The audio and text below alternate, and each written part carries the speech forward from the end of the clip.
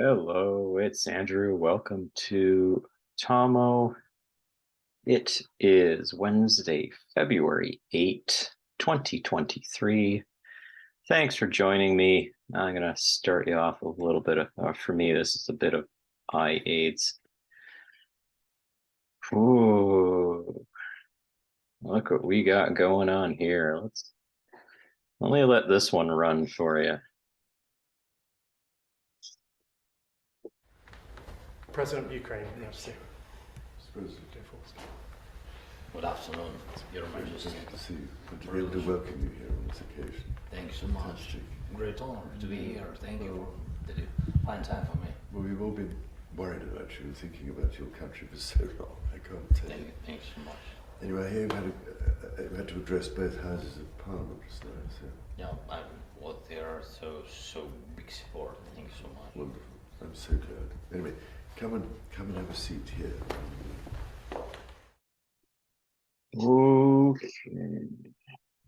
All right. Well, there was that.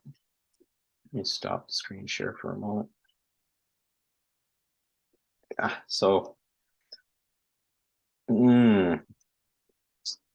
here, Queen Liz would never have done this. Like, um, yeah, even though I'm out here in the colony, I still to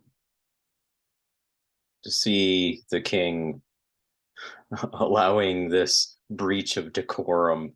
Just Zelensky coming in with his kind of tracksuit thing that he's been wearing on his tour. Like, get a suit. You got the money for it. Oh my goodness, do you ever have the money for it? You can get a decent suit. You can come in there. You can show respect for the king, and just for the king to do this just shows. It's just it's a fall from grace from the way that Liz was running the show. So that's the first upsetting thing that I ran into. Just when King Charles was ascending the throne after Queen Liz passed away, there was a part where he, in a veiled way of speaking, saying, "Okay, I'm going to step away from the things that I used to do," and it looks like he's not quite doing that. Zelensky and the Ukraine project is a Davos type project in which the king is a big participant in Davos, and it doesn't look like he's stepping away from that. He's still keeping a connection to that. So that's something to continue to analyze and see, okay, well, what are the monetary conduits happening here, and kind of trying to figure out what his King Charles part of the game is here right now. So I'm keeping an eye out on this because I'm looking at, you got the Davos faction again versus potentially the New York Banks faction, and there's just wheels and wheels of other bits within this complex system that are coming into play. And there's a lot of prior in January 2023, there seemed to be a bit of a lull in the velocity of the news and the events that are happening. And with the completion of the State of the Union address, now we're seeing an increase in velocity of actions that are executing. I think the State of the Union was kind of that, well, we'll get to the State of the Union, have that, and then start to execute some of these other pieces of the game. So, strap in. It's going to get really interesting. So let's go a little bit further here. Another piece of news that came up is here. There we go. Okay, so Matt Gaetz is calling out the neocons. And it is something you really have to think about is, okay, well, if Davos and Build Back Better spending didn't go through. Perhaps Jerome Powell keeping the foot on the interest rates and kicking them higher. So that means you can't pass these massive spending, like $4 trillion, $6 trillion, the original Build Back Better, which got pared down quite a bit to, I believe, the $1.4 trillion dollar bill that came through just before the New Year's. And it's like, well, how far are you going to go to keep pumping weapons into the military industrial complex? And just flipping through this article, like the overall tone of the article is, okay, you're just going to keep throwing money at the Ukraine problem. And you just saw a bit of the argument here. Let me scroll down here. So why Ukraine, a country that, so here's a quote from Gaetz, quote, so why Ukraine, a country that just rounded up dozens of senior leaders in its government over overt corruption? Perhaps the answer is simple as a Hunter Biden life motto, grifter's gonna grift. And this is I mentioned this in another video. If there's seriousness about winning the war for Ukraine, that means the logistics and supplies that are and money that are going towards the war have to actually materialize in training, material, food, and the other logistical elements needed to fund a war operation. And the more money you throw into it, the more, hey, prices of eggs are going up. Your prices of meat are going up. Like the Taoist people, don't eat that stuff. Eat your bugs. Prices of vegetables, everything. Prices going up, up, up, up. And the more money that just gets blown on this Afghanistan 2.0 or whatever it's going to turn into, is just going to keep creating problems within the USA. I'll turn this off for a moment. So in the State of the Union, I was reading some of the transcripts of the speeches. I think my computer might melt if I listen to drooling ice cream boy talk about more of the stuff.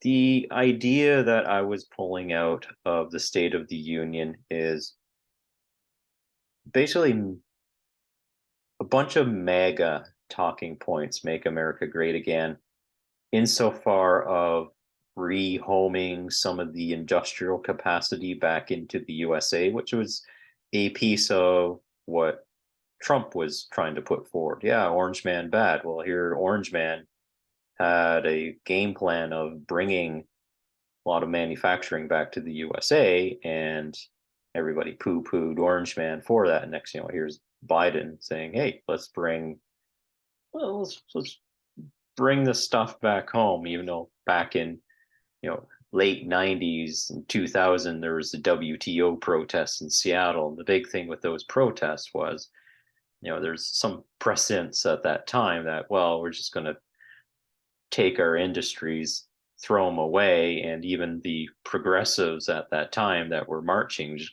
realizing at that time that the movement of these industries out of the USA just means that, well, I think one of the things is, okay, corporate profits are just going to go up because you're going to use labor over there and take that labor and capitalize on it and basically start to core out industries and other productive capacity from the US economy. And that's going to leave people more destitute than, well, look how it's turning out today. Hey, everybody wants a free ride, but there's nobody to pay for it. And once the BRICS and the Global South and those entities combine into a solid economic partnership, then there's some point that the US dollars are going to get ejected. It's going to take a long time, unless the USA can keep a decent manufacturing base up, keep decent levels of technology flowing. The US can create reams of great technology. The bureaucratic administrava hasn't quite gripped in on that country and smothered it at this point, unlike other countries that have quite a smothering influence. And in another video, I showed just an exemplar of a robotics competition, and seeing that there was a country like China who had a lot of their middle or primary elementary school students going into the competition, but then when you see in the older age categories, there's nothing. They're not. You maybe have one or two teams in the top 50. So, and it's just a more of an anecdotal data point, but it's showing that the amount of teams that the USA was fielding at the high levels is just phenomenal. So it's showing that cheap energy, which the USA can command a level of energy independence, keep cheap energy that helps to build a great way of life. And when you've got a great way of life, the amount of technological pursuits and the time that you have to do that becomes more substantial. So a point here to make is for those saying, oh, we need to change, we need all this green energy and stuff. And if you take high density fossil fuel energy out of the equation, even though there are technologies that you can use to abate carbon and decarbonize those technologies, by taking out those technologies, then people have to find other ways to replace that energy because they don't want to freeze to death if you're in northern climates. But as you're spending time to do that, you have less time for these pursuits of finding new technologies to help you out of the problem that you're in already. Let that sink in. Okay, well, talking about energy, here we go. Here's one that came up. Let's share this one out here for you. Article here. Let's hear Ice Cream Boy talk about a bit of this. Let me just double check my screen share for a moment here. Sorry about that. Okay, I got the sound on. Here we go. All right, just from this little one of Ice Cream Boy. Well, listen to this.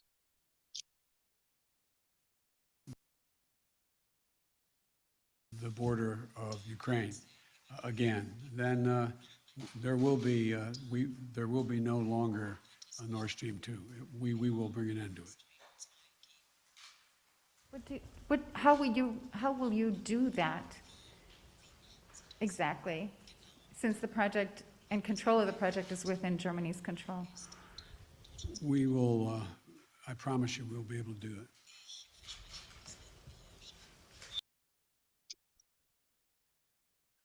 Okay, I'll stop that there.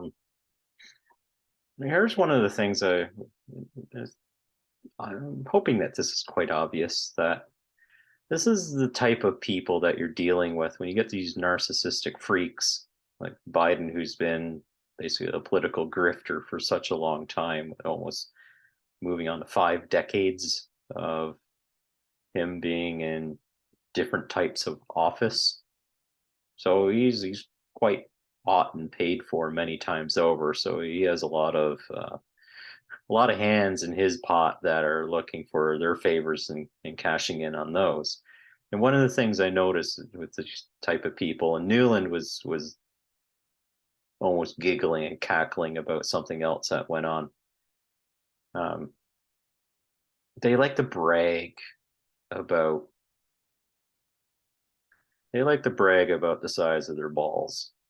So you can kind of see the smirk there. It's almost like, yeah, I got this figured out, because he has to be in on the briefings, because okay, you're allegedly doing an act of war. So here, if Russia invades, and there will no longer be a Nord Stream 2. And I think Victoria Nuland, one of the architects of the Maidan Revolution, F the EU Nuland, it's also saying, I want to be very clear with you today. Yeah, this is thing like we got a deputy prime minister in Canada that does that too. Let me be very clear. When they say that, oh great, here it comes. They got a deep, dark little secret that, they're playing with. If Russia invades Ukraine, one way or another, Nord Stream 2 will not move forward. Oh, look, so they've kind of set the stage. And in this article, I'll link it in the description below. The article, let me just zoom up to the top part of here. Seymour Hersh. So this is a Substack article. New York Times called it a mystery. This is a quote from his article, but the United States executed a covert sea operation that was kept secret until now. So, a lot of details in this. A lot of details in here. So I'll put it in. Haven't done fact checking and things like that on this at this point, but given the level of detail in here, there's a lot of stuff to go through and unpack.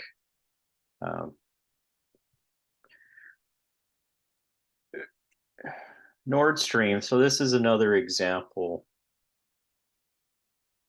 where you have extremely cheap energy being moved into Germany. Originally, Merkel balked about this project. No, it wasn't. It's Putin, sorry. Putin was balking about the Nord Stream project. But Merkel convinced him that let's have this project.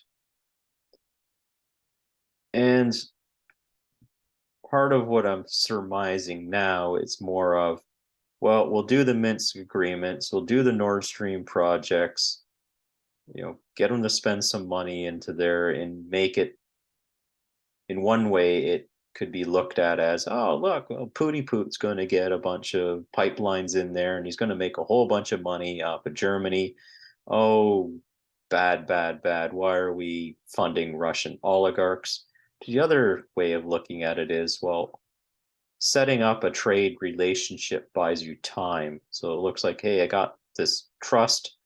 We're building this piece of infrastructure. Costs like $9 or $10 billion to do it. Be bringing in a lot of energy. And the amount that Nord Stream 1 was bringing in, I think Zoltan Pozar, a analyst from Credit Suisse, said, okay, well, $20 billion a year in this type of gas translates into about $2 trillion uplift because of the way that basically Germany is marking up the price for the gas. So it is a way to kind of get hooked on a supply, thinking about an addict.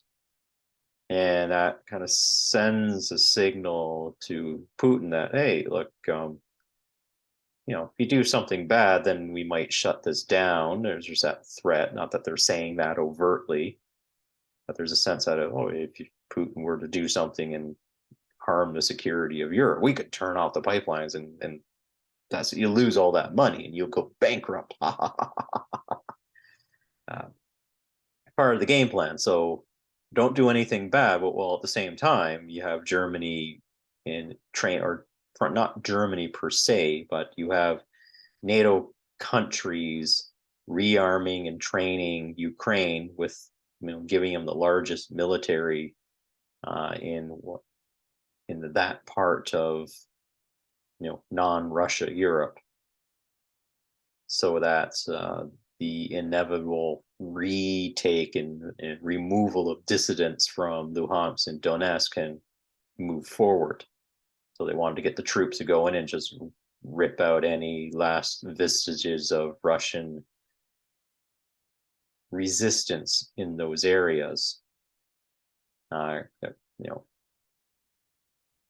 Putin knew the game that was up and was able to go first, essentially. And that means, okay, now then you saw that the Nord Stream popped in September. And now there's an article there outlining a whole bunch of things that we can contemplate for questions. Again, we'll have to take a look at it and do some validation to it, but also see what sort of responses and rebuttals come, because this article, I believe, dropped today. Let me just double check that for us. 18 hours ago from the time that I'm recording this video, and again, which is Wednesday, February 8th. So there we have it. Pretty big events that are going on.